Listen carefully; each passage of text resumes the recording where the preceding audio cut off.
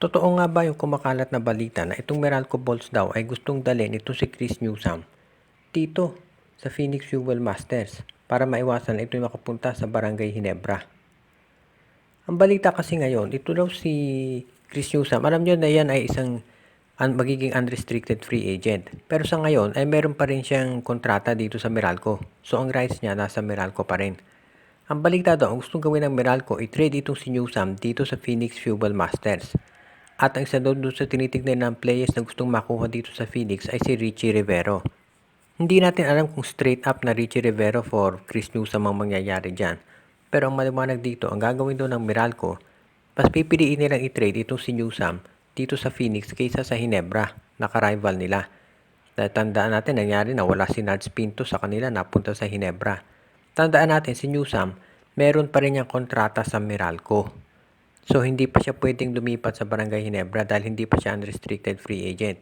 So, ang gagawin daw ng Meralco, iti-trade itong si Newsome dito sa Phoenix para siya ay bigyan ng bagong kontrata. Paglipat niya sa Phoenix, syempre magkakaroon niya ng bagong kontrata at hindi na siya magiging unrestricted free agent.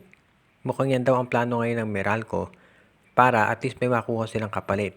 Ngayon, kung Richie Rivero for Chris Newsome, parang lugi dito Meralco dahil syempre mas may experience na si Newsome at mas maganda na pinakita niya sa kanyang karera.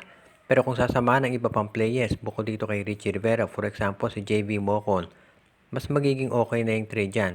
At sa tingin ko, yan ang mangyayari o yan ang susubukan gawin ng Meralco. Of course, kailangan ang Phoenix pag-isip din. Dahil kung ito si Chris Newsome mapunta sa kanila pagkatapos mag-request ng trade sa Hinebra, baka mahirapan din sila sa bandang huli. So sa ngayon, yan pa lang ang mga posibleng mangyari dito kay Chris Newsome. Kaya abangan natin kung ano magiging susunod na direksyon dito at ano transactions. Ano nga ba ang nangyari dito kay Jamie Malonzo at hindi siya nakapaglaro dito sa Gilas, Pilipinas doon sa panalo nila kontra Chinese Taipei? Maraming mga espekulasyon ang lumalabas ngayon pero ayon sa official statement ni Coach Tim Cone, meron daw tong medical condition at sabi dito ay ito raw ay gastroenteritis. Yan daw ang dahilan kung ba't hindi siya nakapaglaro pero sa susunod daw ng mga games ng Gilas Pilipinas ay magiging ready na itong si Jamie Malonzo.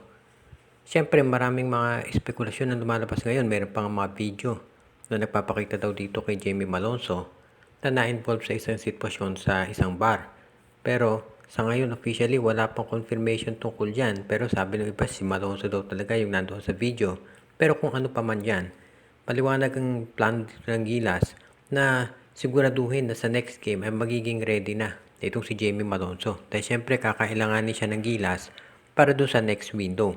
Kahit natalo natin itong Hong Kong at itong Chinese Taipei sa mga susunod na laban, magiging mas mabigat yun at kakailangan din natin ng presence dito si Jamie Malonzo. Ngayon, kung ano man yung nangyari kay Malonzo, ang importante dito kailangan maging ready siya dito sa mga susunod na laban ng Gilas Pilipinas. Alam natin kung gaano siya kaimportante hindi lang sa Gilas, kung hindi maski na dito sa Barangay Hinebra.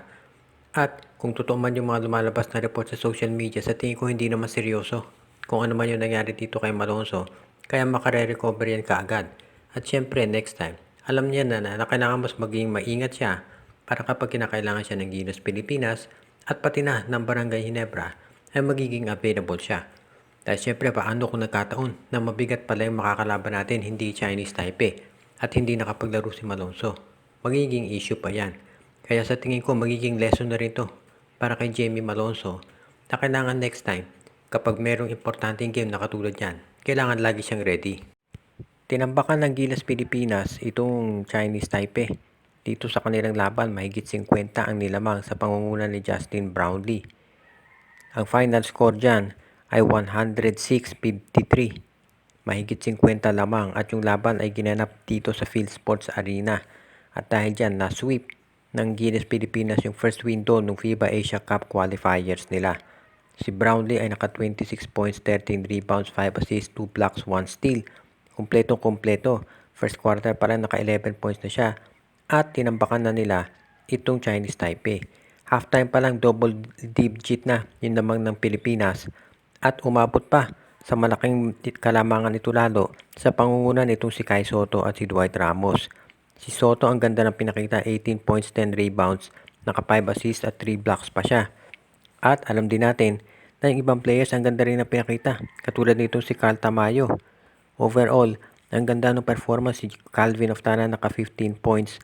Plus itong si Kevin Kiambao naka 10 points din. Pati si Japet Aguilar ay naka 8 points. So ang ganda talaga ng performance nila. Ito si Jamie Malonzo hindi nakapaglaro dahil meron daw injury ayon dito kay Coach Tim Cone. At sabi naman nung iba, magandang umpisa to para sa Gilas Pilipinas dahil nagkaroon na sila ng tsansa na syempre i-improve yung record nila. Siyempre, meron pa rin mga kritiko sasabihin mahina raw yung kalaban kaya nanalo ang Gilas. Pero importante dito, dyan sa Gilas Asia Qualifiers o dyan sa FIBA Asia Qualifiers, kinakailangan ipanalo mo yung mga laban mo as much as possible. Dahil paramihan na panalo dyan at pagandahan siyempre ng quotient. Kaya kinakailangan talaga itong Gilas bago maharap yung mga malalakas na teams talaga ay talunin yung mga teams na dapat nilang talunin. At yan ang ginawa natin kontra dito sa Hong Kong at sa Chinese Taipei. Dahil dito sa mga lumalabas na balita na ang San Miguel Beer daw ay gusto pang idagdag itong si Troy Rosario, may mga nagtatanong kung ang plano ba ng San Miguel next season ay magkaroon ng Grand Slam. Siyempre, sa tingin natin, itong San Miguel Beer ay actually hindi naman masasabi na sikreto yan. Matagal nang binabalak talaga ng SMB na maka-Grand Slam, kaya lang napigilan sila 2 beses ng Barangay Ginebra dun sa playoffs pag nakikita sila. Plus nagkakaproblema sa import ng SMB. Kung yung matatandaan itong si Des Wells, siya import nila at makakaroon sana sila ng chance na Grand Slam. Kaya lang alam natin yung nangyari kay Des Wells, kay Linabong at kay Arvin Santos.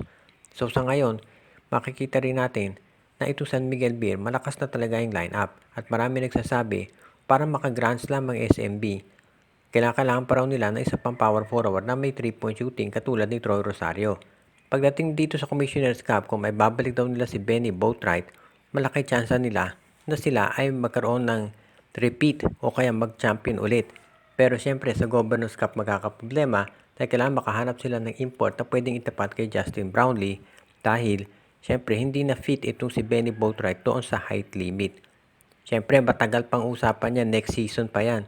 Dahil itong season na to, 2 conferences lang tayo. Itong Philippine Cup na mag-o-open sa February 28, yan na huling conference.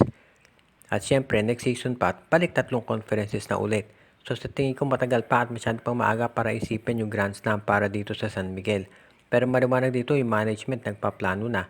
Kaya hindi nakapagtataka nga kung gusto nilang kunin si Troy Rosario para lumaki yung tsansa na maka-Grand Slam ang San Miguel Beer. Kung maggagawa yan ng SMB, magiging pangalawang Grand Slam na nila yan dahil nagawa na nila yan dati noong 1989 sa pangunguna nitong si Ramon Fernandez. So, tignan natin kung ano magiging plano ng SMB para maka-Grand Slam. Shout out kay Donel Santiago, Joseph Pineda, Joshua Giray, Espejo at Rosales family, Edwin Carmona Jr., kay John Mark Cantos, John Ray Marquezuela, Michael D., Romeo Conchada, Jonad Malyari, Kagawad Katsakin Udukusin, Junjun, Angie, Patpat at B-Boy Matas.